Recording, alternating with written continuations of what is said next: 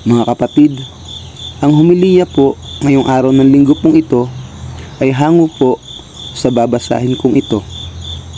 Mateo, Kapitulo 2, versikulo 1 hanggang 12. Ang pagdalaw kay Jesus. Panahon ng paghahari ni Herodes sa Judea nang ipinanganak si Jesus sa Bethlehem. Nang siya isilang, may mga matatalinong taong mula pa sa silangan ang dumating sa Jerusalem. Nagtanong-tanong sila, nasaan ang ipinanganak na hari ng mga Hudyo? Nakita namin sa silangan ang kanyang bituin, kaya't naparito kami upang siya'y sambahin. Nang mabalitaan ito ni Haring Herodes, siya'y naligalig, gayon din ang buong Jerusalem.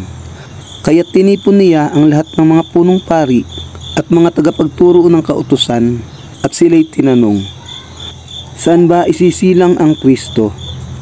Tumugon sila, sa Bethlehem po, sapagkat ganito po ang isinulat ng propeta.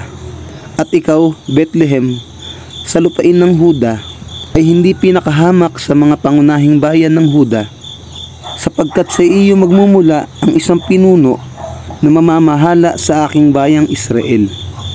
Nang mabatid ito, palihim na ipinatawag ni Herodes ang mga matatalinong tao at inusisa kung kailan lumitaw ang bituin.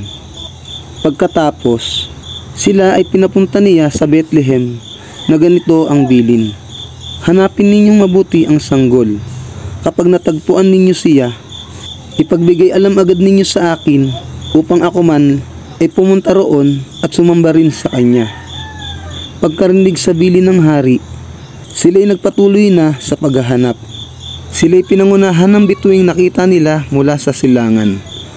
Ganoon na lamang ang kanilang kagalakan nang makita nilang tumigil ang bituin sa tapat ng kinaroroonan ng bata. Pagpasok sa bahay, nakita nila ang bata sa piling ni Maria na kanyang ina.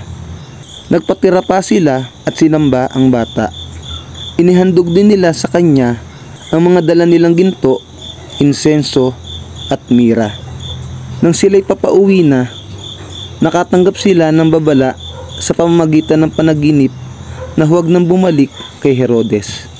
Kaya't nag-iba na sila ng daan pauwi.